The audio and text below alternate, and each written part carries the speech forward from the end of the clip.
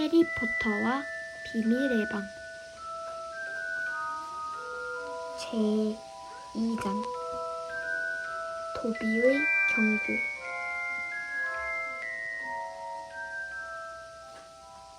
간신히 소리는 지르지 않았지만 하마터면 그럴 뻔했다. 침대 위의 작은 생물은 크고 박쥐처럼 생긴 귀에 툭 튀어나온 초록색 눈은 테니스공만 했다. 해리는 곧바로 이 생물이 오늘 아침 정원 울타리에서 그 자신을 쳐다보던 존재라는 것을 알아차렸다. 둘이 서로를 뚫어지게 바라보는 가운데 복도에서 더들리의 목소리가 들려왔다.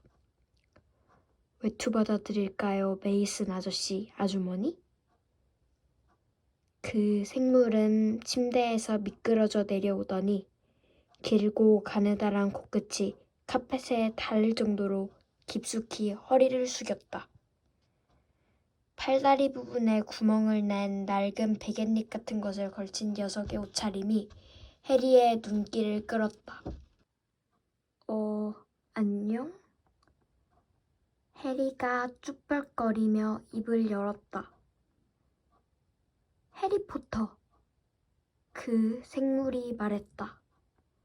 높은 목소리가 계단 아래까지 들릴 게 틀림없었다. 도비는 굉장히 오랫동안 당신을 만나고 싶었어요. 이런 영광스러운 일이. 고마워. 해리는 그렇게 말하며 벽에 붙어서 헤드위그 옆에 있는 의자까지 이동한 다음 거기에 앉았다. 헤드위그는 커다란 새장 속에서 잠들어 있었다. 해리는 넌 뭐야? 라고 묻고 싶었지만 그 말이 너무 무례하게 들릴 것 같아 대신 이렇게 물었다. 넌 누구야? 도비예요. 그냥 도비요. 집요정 도비. 그 생물이 말했다. 아, 그래? 해리가 말했다. 예의 없게 굴려거나 그런 건 아니지만 지금은 집요정이 내 방에 있기에 별로 좋은 때가 아니야. 거실에서 피튜니아 이모의 높고 가식적인 웃음소리가 들려왔다. 집요정은 고개를 축 늘어뜨렸다. 내가 반갑지 않다거나 그런 건 아닌데 하고 해리가 재빨리 말했다. 하지만 내가 여기에 온 특별한 이유가 있을까? 아, 그럼요. 도비가 진지하게 말했다. 도비는 이야기를 해드리려고 왔어요. 어렵네요. 도비는 어디서부터 시작해야 될지 모르겠어요. 앉아. 해리가 침대를 가리키면서 정중하게 말했다. 당혹스럽게도 집요정은 울음을 터뜨렸다.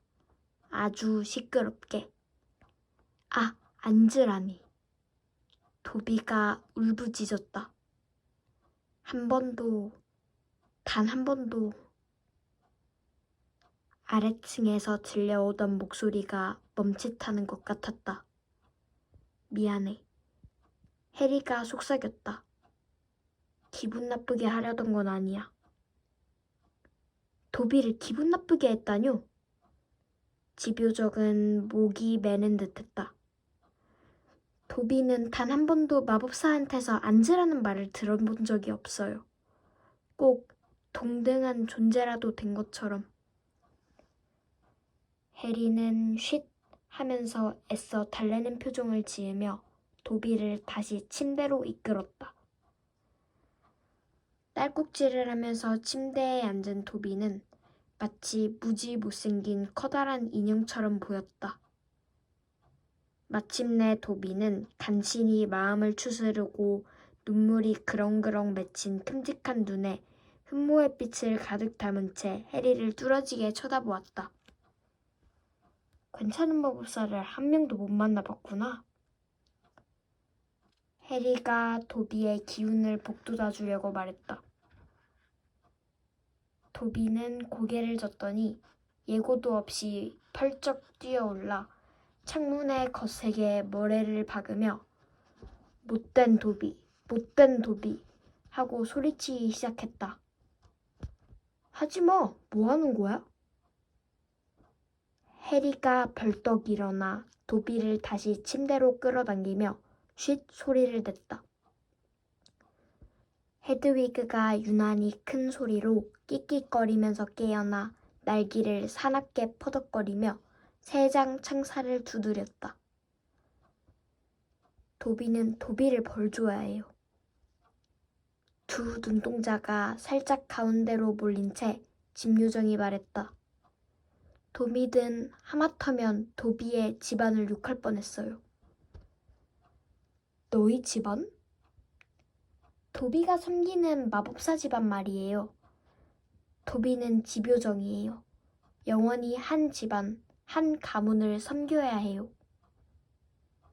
내가 여기 와 있다는 걸 그 사람들이 알아?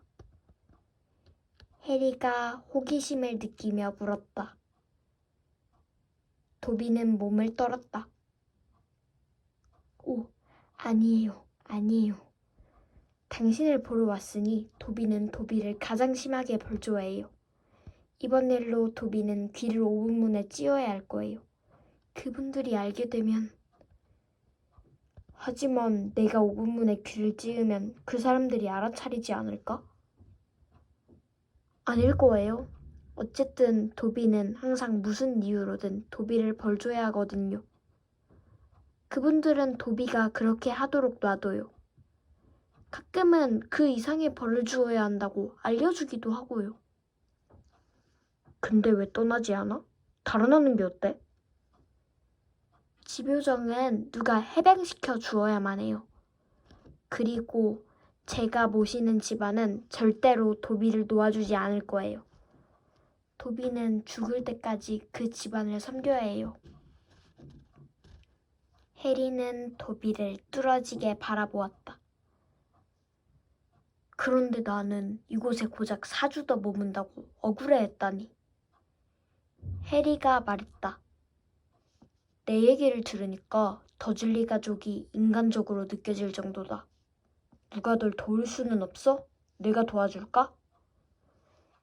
다음 순간 해리는 그렇게 말하지 말 걸 그랬다고 생각했다. 도비가 다시 갑작스럽게 고마움의 울음을 터뜨린 것이다. 제발. 해리가 기겁하며 속삭였다. 부탁이니까 조용히 해. 더즐리 가족이 무슨 소리라도 들으면 내가 여기 있는 걸 알기라도 하면 해리포터가 도비를 도와주겠다고 하더니 도비는 해리포터가 위대하다는 말은 들었지만 착하기까지 할 줄은 전혀 몰랐어요. 해리는 얼굴이 확 뜨거워지는 것을 느꼈다. 내가 위대하다니. 무슨 얘기를 들었는지 모르겠지만 헛소리야. 나는 호그와트에서 학년 수석도 아니었는걸. 수석은 헤르미온느지. 걔는... 하지만 해리는 금세 입을 다물었다. 헤르미온느를 떠올리자 마음이 아팠기 때문이다. 해리포터는 겸손하고 자기를 내세우지 않네요. 도비가 동그란 눈을 환하게 빛내며 숭배하듯 말했다. 해리포터는 이름을 말해서는 안 되는 그 사람한테 승리를 거뒀다고 떠벌리지 않아요. 볼드모트? 해리가 말했다. 도비가 박쥐처럼 생긴 귀를 두 손으로 틀어막고 끙끙거렸다. 아, 그 이름은 말하지 마세요. 그 이름은 말하지 말아요. 미안. 해리가 서둘러 말했다. 그 이름을 말하는 걸 싫어하는 사람이 많다는 건 알아. 내 친구 론부. 해리는 다시 말을 멈췄다. 론을 떠올리는 것도 고통스러웠다. 도비가 해리에게 몸을 기울였다. 가까이서 보니 눈이 거의 헤드라이트만 했다. 도비는 들었어요. 도비가 신 목소리로 말했다. 해리포터가 바로 몇 주 전에 두 번째로 어둠의 왕을 만났다고요. 해리포터가 이번에도 살아남았다고요. 해리가 고개를 끄덕이자 도비의 눈이 돌연 눈물로 반짝거렸다.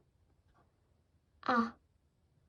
도비가 숨을 들이켜더니 입고 있던 더러운 베갯잎 끄트머리로 얼굴을 가볍게 훔치며 말했다.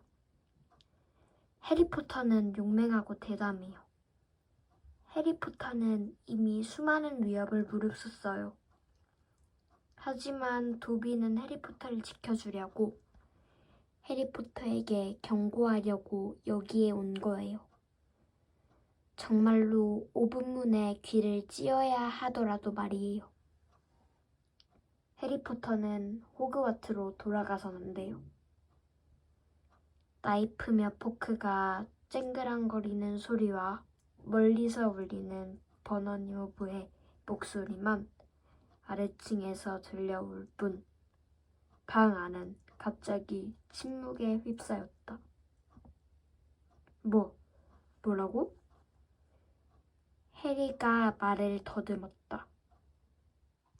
하지만 난 돌아가야 돼. 9월 1일에 학기가 시작해. 날 버티게 하는 건 그것뿐이야. 넌 여기가 어떤지 모르잖아. 여긴 내 자리가 아니야. 내가 있어야 할 곳은 너희 세계야. 호그와트라고. 아니요.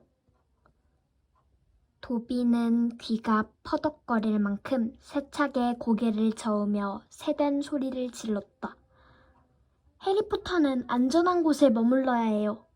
너무나 위대하고 너무나 착한 해리포터를 잃을 순 없어요. 해리포터는 호그와트로 돌아가면 아주 심각한 위험에 처할 거예요. 왜? 해리가 놀라서 물었다. 음모가 있어요, 해리포터. 올해 호그와트 마법학교에서 아주 끔찍한 일을 일으키려는 음모 말이에요. 도비가 속삭이더니 갑자기 온몸을 떨었다. 도비는 몇 달 전부터 알고 있었어요. 해리포터가 위기에 처해선 안 돼요. 해리포터는 너무나 중요한 사람이라니까요. 끔찍한 일이라니? 해리가 바로 말을 이었다. 누가 그런 음모를 꾸미는데? 도비는 목이 메는지 이상한 소리를 내더니 미친 듯이 벽에 머리를 박았다. 알았어. 해리가 집요정의 팔을 잡아 그 짓을 못하게 하며 외쳤다. 말할 수 없다는 건 알겠어. 근데 왜 나한테 알려주는 거야? 갑자기 불쾌한 생각이 해리를 덮쳤다. 잠깐만, 이게 미안. 그 사람하고 관련된 일은 아니지? 고개를 젓거나 끄덕이기만 해. 해리가 얼른 덧붙였다.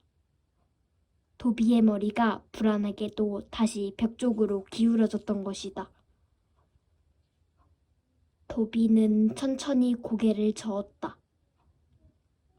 아니요, 이름을 말해서는 안 되는 그 사람은 아니에요.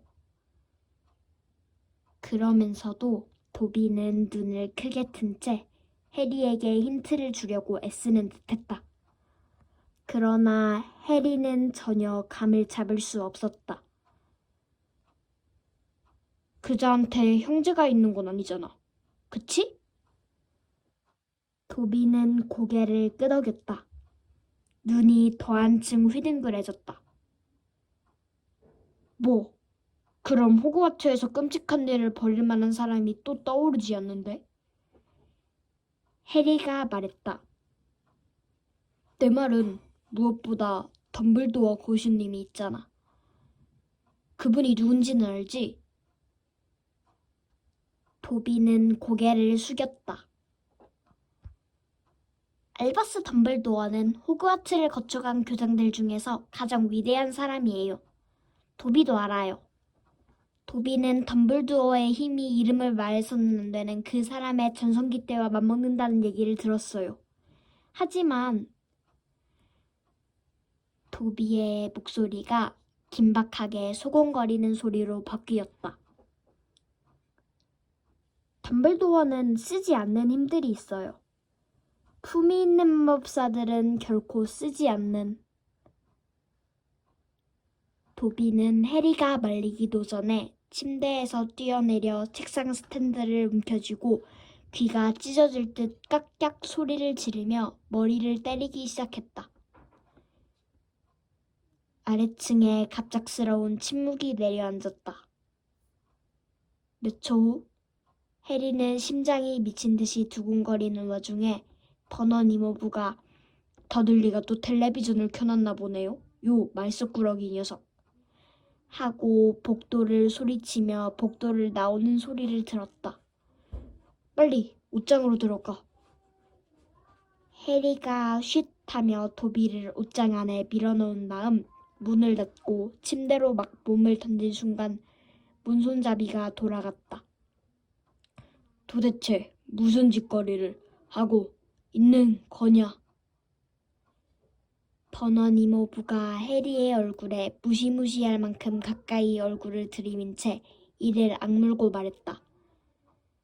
내 놈 때문에 방금 일본인 골프 선수가 나오는 농담의 절정 부분을 망쳤어. 한 번만 더 소리를 냈다간 아예 태어난 걸 후회하게 될 거다, 이 자식. 이모부는 발을 쿵쿵 구르며 방을 나갔다. 해리는 몸을 부르르 떨면서 도비를 옷장에서 꺼내주었다. 어떤 집인지 봤지? 그가 말했다. 왜 내가 호그와트로 돌아가야 하는지 알겠어? 호그와트는 친구가 있는, 그러니까 친구가 있다고 생각되는 유일한 곳이야. 해리포터인데 편지 한 통 안 쓰는 친구들 말이죠? 도비가 다 알고 있다는 듯 말했다. 아마 걔들은 그냥... 잠깐만. 해리가 얼굴을 찌푸리며 말했다. 내 친구들이 편지를 안 보낸 걸 내가 어떻게 알아? 도비는 발끝을 꼼지락거렸다. 내가 내 편지를 가로채고 있었던 거야? 도비는 여기 그 편지들을 가지고 있어요. 집요정이 말했다. 도비는 해리의 손이 닿는 범위를 민첩하게 벗어나 입고 있던 베갯잎 안쪽에서 두꺼운 편지 뭉치를 꺼냈다. 해리는 헤르미온느의 깔끔한 글씨와 론의 삐뚤빼뚤한 글씨, 호그와트 숲지기인 해그리드에게서 온 것처럼 보이는 휘갈겨 쓴 글씨까지 모두 알아볼 수 있었다.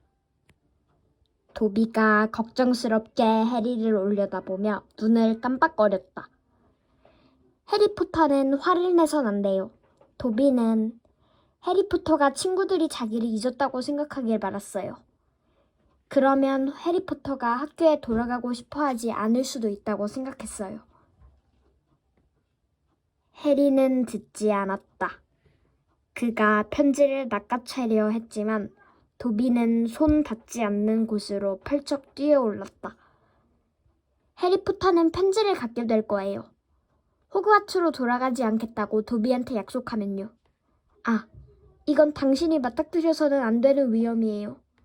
돌아가지 않겠다고 말씀하세요. 싫어. 해리가 화를 내며 말했다. 내 친구들 편지 내놔. 해리포터가 정 이렇게 나오면 도비한테도 선택의 여지가 없어요. 집요정이 슬픈 듯 말했다.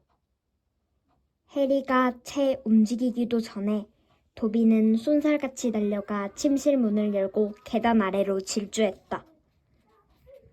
입이 바싹 마르고 속이 뒤틀렸다. 해리는 도비를 뒤쫓아 달리면서도 소리를 내지 않으려고 애썼다. 그는 마지막 6계단을 뛰어내려 고양이처럼 복도 카펫에 내려선 다음 도비를 찾으려고 주위를 둘러보았다. 식당에서 버너니머부의 말소리가 들려왔다. 왜 그 엄청나게 웃긴 미국인 배관공 얘기 있습니까, 메이슨 씨? 피투니아한테도 해주세요. 피투니아가 듣고 싶어서 안달이 납니다. 복도를 달려 부엌으로 들어간 해리는 심장이 철렁 내려앉는 것을 느꼈다. 피투니아 이모의 걸작 디저트가 크림이 산처럼 쌓여있고 설탕에 절인 제비꽃으로 장식된 그 디저트가 천장 근처에 둥실둥실 떠 있었다. 부엌 한 구석 찬장 위에 도비가 웅크리고 있었다. 안 돼. 해리가 쉰 목소리로 말했다. 제발, 저 사람들이 날 가만두지 않을 거야. 해리포터는 학교로 돌아가지 않겠다고 말해야 해요. 도비, 부탁이야. 말해요. 못해. 도비가 해리에게 안타까운 눈길을 던졌다. 그럼 도비는 이럴 수밖에 없어요. 오로지 해리포터를 위해서예요. 심장이 멎을 듯한 굉음과 함께 디저트가 바닥에 떨어졌다. 접시가 산산조각 나면서 창문과 벽에 크림이 튀었다. 다음 순간 도비는 시끄러운 소리와 함께 사라졌다. 식당에서 비명소리들이 들렸다. 버너니 모부가 부엌으로 뛰어들어와 머리부터 발끝까지 피투니아 이모의 디저트를 뒤집어 쓰고 충격으로 얼어붙어 서 있는 해리를 발견했다. 처음에는 버너니 모부가 이 모든 상황을 성공적으로 해명할 것처럼 보였다. 이모부는 손을 내저 메이슨 씨 부부를 다시 식당으로 돌려보냈고 해리에게는 메이슨 씨 부부가 돌아가면 죽기 일보 직전까지 매질을 하겠다고 엄포를 놓으며 대걸레를 건넸다. 피투니아 이모가 냉장고에서 아이스크림을 꺼내는 동안 해리는 계속 부들부들 떨면서 부엌을 깨끗이 닦기 시작했다. 그때까지만 해도 버너니 모부는 거래를 성사시킬 수 있었을지 모른다. 울빼미만 없었더라면. 피투니아 이모가 후식으로 박하사탕 상자를 돌리고 있을 때 커다란 외양간 올빼미 한 마리가 식당 창문으로 날아들어와 메이슨 부인의 머리에 편지를 한 통 떨어뜨리고 다시 밖으로 휙 날아갔다. 메이슨 부인은 벤씨처럼 비명을 지르더니 미추광이들 어쩌고 소리치면서 집 밖으로 뛰쳐나갔다. 메이슨 씨는 더즐리 부부에게 자기 아내가 모양과 크기에 상관없이 새라면 다 죽을 만큼 무서워한다면서 이것이 당신들식 농담이냐 묻고는 바로 떠나버렸다. 해리는 넘어지지 않으려고 대걸레를 꽉 쥔 채 버티고 서 있었다. 잠시 후 버너니 모부가 해리를 향해 성큼성큼 다가왔다. 그의 작은 눈이 악마처럼 번뜩였다. 읽어! 이모부가 올빼미가 배달한 편지를 휘두르며 폐악스럽게 씩씩거렸다. 어서 읽어라! 해리는 편지를 받아들었다. 생일 축하 인사는 써있지 않았다. 토타군에게 오늘 저녁 9시 12분 귀하의 거주지에서 부유 마법이 사용되었다는 정보를 입수했습니다. 아시다시피 미성년 마법사에게는 학교 밖에서의 마법 주문이 사용되지 않으며 추가 사용 시 퇴학으로 이어질 수 있습니다. 미성년 마법의 합리적 제한에 관한 법령 1875 시항.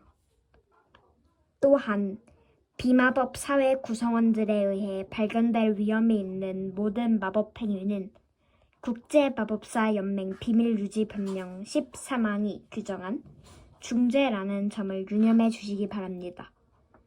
즐거운 방학 보내십시오. 마팔다 홉커크 마법정부 마법 부당 사용 관리과. 해리는 편지에서 눈을 들고 침을 꿀꺽 삼켰다. 학교 밖에서 마법을 못 쓰게 돼 있다는 걸 우리한테 말 안 하다니. 버넌 이모부가 말했다.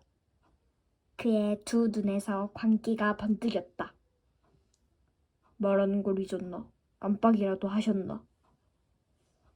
이모부가 거대한 불도끝처럼 이를 다 드러내고 해리를 향해 위협적으로 다가왔다. 그래, 전해줄 소식이 있다, 녀석아. 난 널 가둘 거야. 절대 그 학교로 돌아가지 못하도록. 절대로. 만약 내가 마법을 써서 나가려고 하면 그놈들이 널 퇴학시키겠지. 그는 미친 사람처럼 웃으며 해리를 2층으로 질질 끌고 올라갔다.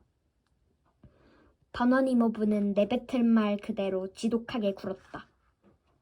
다음 날 아침 그는 사람을 불러 해리의 창문에 쇠창살을 달았다. 하루에 3번 적은 약의 음식을 안으로 밀어 넣을 수 있도록 침실문에 직접 개구멍을 만들기도 했다. 아침과 저녁에 한 번씩 화장실을 갈 때만 해리를 내보내 주었다. 그때를 빼면 해리는 온종일 방 안에 갇혀 있었다. 사흘이 지났다.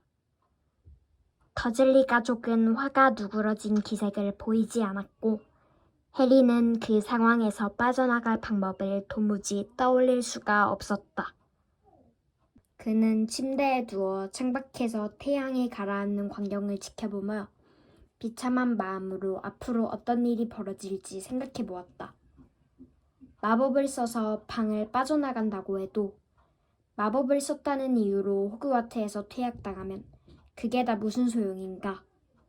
그러나 프리비과에서의 생활은 최악에 다다라 있었다. 자고 일어나 보니 과일박쥐로 변해 있다든지 하는 일은 없으리라는 것을 더즐리 가족이 알아버린 지금 해리는 유일한 무기를 잃은 셈이었다. 도비는 호그와트에서 벌어질 끔찍한 사건으로부터는 해리를 구해줬는지 모르지만 이대로라면 그는 어쨌거나 굶어 죽을 터였다. 개구멍이 달가닥거리더니 피투니아 이모의 손이 나타나 통조림 수프 한 그릇을 방 안으로 밀어 넣었다. 배가 아플 정도로 고팠던 해리는 침대에서 벌떡 일어나 그릇을 닦아챘다. 돌처럼 차가웠지만 담숨에 반이나 마셔버렸다. 그런 다음 해그위드의 새장 앞으로 가서 그릇 바닥에 남아있는 흐물흐물한 채소를 빈 먹이통에 부었다. 헤드위그는 깃털을 곤두세우며 정말 먹기 싫다는 눈길로 해리를 쏘아보았다. 불이 저어봐야 소용없어. 이게 전부니까. 해리가 차가운 목소리로 말했다. 해리는 개구멍 앞 바닥에 빈 그릇을 내려놓고 침대에 도로 누웠다. 왠지 스프를 먹기 전보다 더 배가 고팠다. 앞으로 4주가 지난 뒤에도 살아남는다는 가정하에 해리가 호그와트에 나타나지 않으면 어떤 일이 벌어질까? 사람을 보내 해리가 학교에 오지 않는 이유를 알아보려나? 그 사람은 더즐리 부부가 해리를 학교에 보내게 할 수 있을까? 방이 어두워지고 있었다. 기진맥진하고 배가 꼬르륵거리고 답도 없는 똑같은 물음이 머리를 맴도는 와중에 해리는 선잠이 들었다. 그는 동물원에 전시되는 꿈을 꾸었다. 그의 우리에는 미성년 마법사라는 팻말이 붙어 있었다. 사람들이 최상살 사이를 그는 동물원에 전시되는 꿈을 꾸었다. 그의 우리에는 미성년 마법사라는 팻말이 붙어 있었다. 사람들이 쇠창살 사이로 눈을 휘둥그랗게 뜨고 구경하는 동안 그는 굶주리고 허약해진 몸으로 지푸라기 침대에 누워 있었다. 해리가 구경꾼들 사이에서 도비의 얼굴을 발견하고 소리치며 도움을 구했지만 도비는 해리포터는 그곳에 있어야 안전해요 라고 외치고는 사라졌다. 잠시 후 더즐리 가족이 나타났다. 더들리가 우리의 쇠승차를 덜컥덜컥 흔들며 해리를 비웃었다. 그만해. 해리가 중얼거렸다. 덜컥거리는 소리가 쿡쿡 쑤시는 머리를 두들겼다. 날 좀 내버려둬. 그만둬. 자려고 하잖아. 해리는 두 눈을 떴다. 창문 쇠창살 사이로 달빛이 비치고 있었다.